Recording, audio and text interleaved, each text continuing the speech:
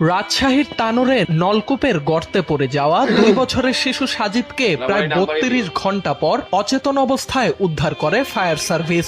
উদ্ধারের পর তানোর উপজেলা স্বাস্থ্য কমপ্লেক্সে নেওয়া হলে পরীক্ষা নিরীক্ষার পর শিশুটিকে মৃত ঘোষণা করেন চিকিৎসক। এর কিছুক্ষণ পরেই মৃত্যুর খবর প্রকাশ করে ফায়ার সার্ভিস। এদিকে শিশু সাজিদের এমন মর্মান্তিক মৃত্যুর জন্য দায়ী যে গর্ত, সেটি 2 বছর ধরে ছিল উন্মুক্ত।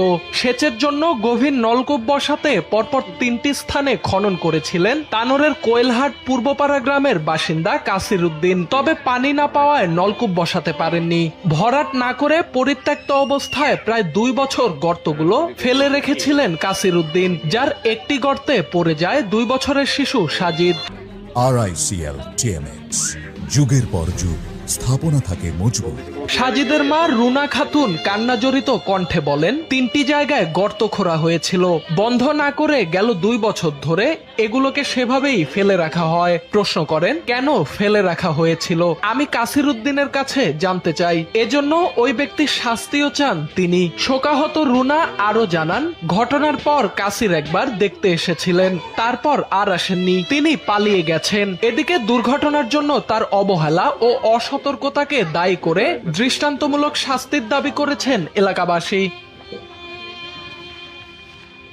সোহান আল রাজি, NPV।